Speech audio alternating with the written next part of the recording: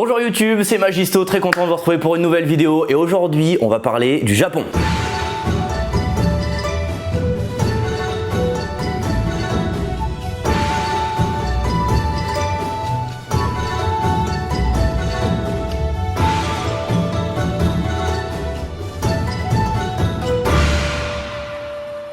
Et donc pour parler du Japon, on tente le faire avec quelqu'un qui s'y connaît vraiment et c'est pour ça que du coup j'ai invité mon pote Franck. Bonjour Franck. Bonjour Magisto. Ce gros cliché. Donc ouais, Franck, comme je le disais, t'es allé 2 fois au Japon. La dernière fois c'était il y a pas longtemps, je crois, il y a 3 semaines, un mois, un truc comme ça. Un petit peu plus quand même, c'était au mois de mars. D'accord, bah nickel, merci. Allez, au revoir. Donc au mois de mars, ça fait un peu plus que 3 semaines effectivement. Ouais, ça remonte. Mais on en garde de très bons souvenirs le Japon. Ah oui, c'est génial, c'est un pays à faire. J'avais eu l'occasion de le découvrir une première fois il y a 3 ans. Et là c'est vrai que c'était vraiment un kiff d'y retourner. En plus là pendant presque un mois, c'était génial. Oui, donc c'est pour ça que je voulais t'inviter aujourd'hui pour qu'on parle un peu des coutumes du Japon parce que moi je ne connais absolument pas ce pays. Je pense dans un premier temps qu'il doit y avoir les temples, mais il y a forcément d'autres choses. Ah oui, il y a plein de trucs, mais forcément, les temples, c'est ce qui revient en premier parce que c'est vraiment quelque chose de super impressionnant. Il y a des temples vraiment partout. Alors, il y a les gros temples. Quand on pense au Japon, on pense notamment au temple d'Asakusa à Tokyo. Donc, c'est vraiment quelque chose d'énorme, la spiritualité là-bas. Alors, c'est hyper impressionnant parce que du coup, moi je connaissais pas du tout ça. Je viens d'apprendre énormément de choses, des noms que je connaissais pas du tout, des endroits que je connaissais pas. Et pour moi, à la base, le Japon, c'était les nouvelles technologies. Alors, on connaît tous Sony, Nintendo, enfin voilà, c'est vraiment la culture japonaise là-bas. Et justement, sur les nouvelles technologies, je pense que là-bas, ça doit être un truc de fou. Ah bah oui, mais ils ont même surtout, c'est ça qui m'a étonné là quand j'y suis allé il y a pas longtemps, c'est ils ont un musée du digital. C'est situé à Odaiba, c'est une petite île artificielle à côté de Tokyo. Et en fait, ça joue sur les illusions d'optique. Alors il y a des jeux de lumière, il y a des jeux de son et tout. Enfin, c'est super impressionnant. Et puis ils ont surtout ça depuis très longtemps dans les gènes. Il y a qu'un seul truc à dire, c'est les salles d'arcade. Il y en a partout. Il y a un quartier qui est très connu pour ça, c'est le quartier d'Akihabara, le quartier geek. Ah, ils ont un quartier dédié pour ça. C'est ça, il y a des magasins électroniques sur des étages. Pour résumer, en fait, la Fnac à côté, c'est vraiment ridicule. C'est un étage pour les télés, un étage pour les caméscopes, un étage. C'est vraiment impressionnant à voir. Et puis il y a surtout les salles d'arcade, comme je te disais, où là c'est par étage les spécialités, on va dire très souvent dans les 2 premiers étages, c'est ce qu'on appelle les UFO catchers, c'est les jeux avec les pinces où tu récupères des figurines, des belle arnaque, ceci dit. Ouais, mais il faut la technique. Il y a même des jeux de conduite de train que j'avais testé et c'est super impressionnant parce que là-bas ils sont vachement sur les trains, ils sont super fans de ça. Et du coup, dans les salles d'arcade, t'as au moins un truc pour piloter le métro ou le Shinkansen qui est le TGV japonais, quoi. Et c'est des choses qu'on ne connaît pas nous ici en France. Qu'on n'a pas en tout cas en France. Pas encore. On va dire qu'on n'a pas le même amour du ferroviaire que là-bas, quoi. Il y avait un truc, tu m'as parlé juste avant de tourner la vidéo et que je ne connaissais absolument pas. J'ai peur de me tromper, c'est les sakura. C'est ça, alors les sakura, ça c'est connu, c'est les fameux cerisiers en fleurs qui annoncent en fait, pour résumer, l'arrivée du printemps. C'est très attendu au Japon, ça annonce quelque chose de très attendu, c'est les hanami. C'est-à-dire que c'est des repas de famille où les gens vont pique-niquer sous les cerisiers en fleurs dans les parcs à Tokyo mais ailleurs. Et j'ai eu la chance quand j'y suis allé il y a 3 ans, la première fois j'habitais chez l'habitant. Et c'est pour dire le sens de l'accueil qu'ils ont. Le mec ne nous connaît absolument pas. On se retrouve avec des gens qu'on connaît absolument pas. On n'a pas du tout la même culture. En plus on est arrivé 48-72 heures avant. Donc on était encore complètement paumé. On se retrouve avec des gens qu'on connaît pas dans un parc. Et ça donne des images vraiment super impressionnantes. Et surtout on a passé une super journée. On jouait avec eux, on papotait avec eux. On leur apprenait des mots en français, ils nous apprenaient des mots en japonais. Enfin c'est vraiment un moment d'échange qui était juste génial, quoi. Bon, de partage, tu viens d'en parler. Justement, on va partager avec les gens qui sont sur YouTube parce que moi, c'est quelque chose que j'aimerais bien apprendre. Est-ce que tu peux nous apprendre une phrase ou quelques mots en japonais pour qu'on se couche un peu moins qu'on se soit, quoi, voilà. Bah déjà les 3 façons de dire bonjour. Tu as Rohayo, ça c'est bonjour le matin. Tu as le Konnichiwa que tout le monde connaît, ça c'est plutôt pour l'après-midi. Ok.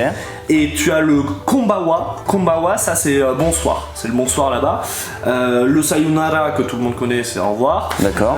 Mais une phrase que j'ai appris lors de mon 2e séjour et qui est très appréciée notamment des restaurateurs japonais. Si tu vas manger au resto, au moment de partir, tu dis Goshiso-sama. Ça veut dire merci beaucoup pour ce repas, c'était très très bon. Et là, t'es sûr que le chef il va faire oh arigato gozaimasu. Donc ce qui veut dire merci beaucoup. Et quand il s'incline, c'est une marque de respect. D'accord. Ça veut dire que tu es quelqu'un d'important. Eh ben merci Franck. Je sens vraiment quand on parle, enfin vraiment t'aimes ça et c'est une sorte de passion et donc quand tu le transmets, on le ressent et franchement j'espère que vous l'avez ressenti aussi, que vous avez appris des choses comme moi et peut-être que ça vous a donné envie d'y aller. Maintenant, bah il faut le budget. Hein. C'est combien à peu près un voyage là-bas? Alors après ça dépend ce que tu fais, mais moi la deuxième fois là, 3 semaines avec l'hôtel et le vol, j'en ai eu pour 2000 € au total. Ah oui quand même, c'est un sacré budget. Et pour les plus pessimistes, vous inquiétez pas, j'ai d'autres arguments en 2 mots, vidéo, cafard.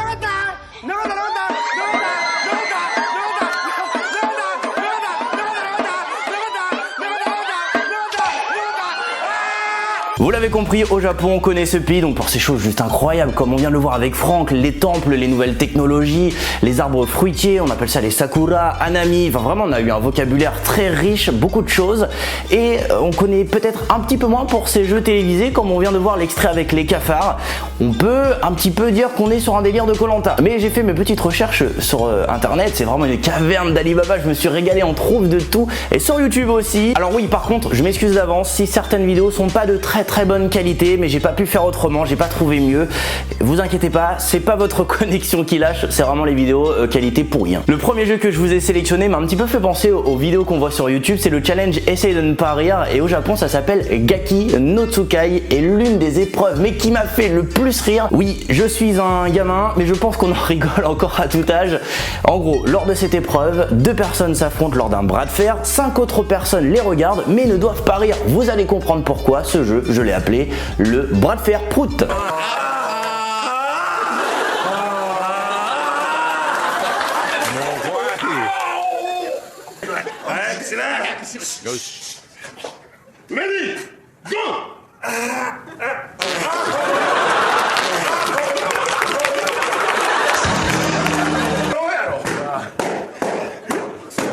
Alors, si certains n'ont pas rigolé suite à cet extrait, bah dites-le moi dans les commentaires, je veux savoir si je suis encore le seul qui rigole à ça aujourd'hui ou pas. Et le deuxième jeu que je vous ai trouvé un petit peu dans la même ambiance, c'est le Silent Library. En gros, je vous explique le principe. 6 personnes autour d'une table, ils piochent des cartes, celui qui a la tête de mort bah perd et doit subir le gage, mais sans faire de bruit, et c'est là où ça devient drôle.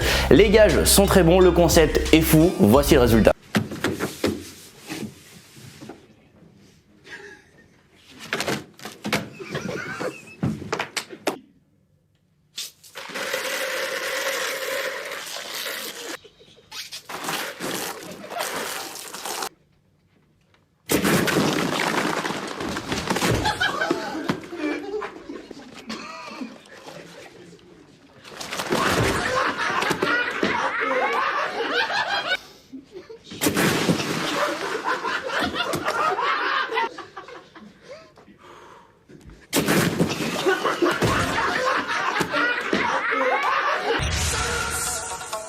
Prochain jeu, et je pense que celui-là, une bonne partie d'entre vous le connaît, ça a été diffusé en France, de mémoire c'était Menu W9 sur W9, comme son nom l'indique, un peu dans le même style que Total Wipeout. Le but est simple, du moins à expliquer. Une vingtaine ou une trentaine de personnes partent d'une ligne de départ, tous ensemble. Le but, franchir le plus d'obstacles possible sans tomber, parce que pas de deuxième chance, c'est élimination directe.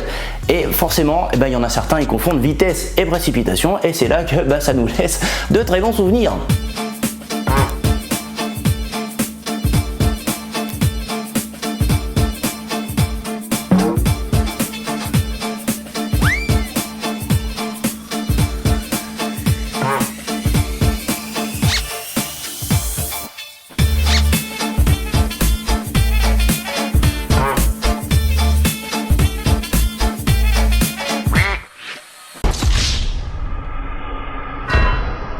Autre jeu, et celui-là a été aussi repris en France, ça s'appelle Human Tetris. La version française s'appelait Le Mur Infernal, présenté par Laurence Boccolini sur TMC.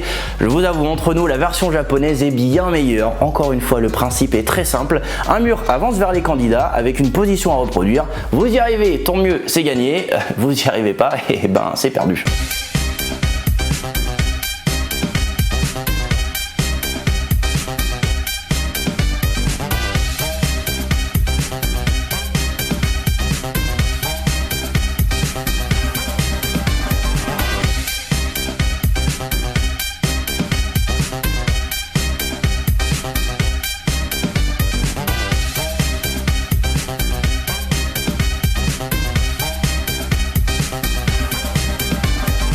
Et le dernier jeu que je vous ai sélectionné, c'est le Lotion Stairs. Lotion pour la lotion, la crème, tout ça. Et Stairs pour les escaliers en anglais. Et fallait pas chercher bien loin. Encore une fois, le principe est très simple. Vous montez un escalier rempli de lotion, donc forcément ça glisse bien.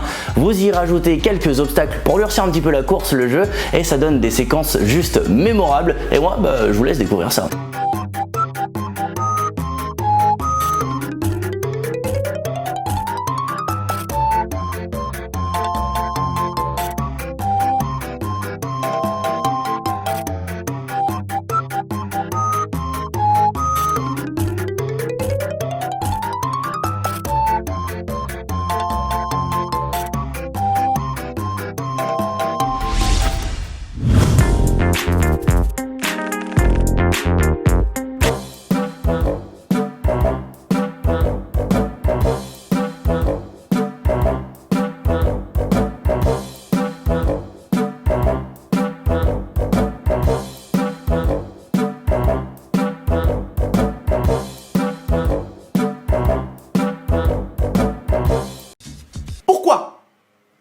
Voilà, je pense avoir fait le tour un petit peu des jeux les plus insolites au Japon, et encore j'aurais pu en trouver mais plein d'autres, sauf que limite d'âge oblige. Je vous laisse aller regarder ça si ça vous dit.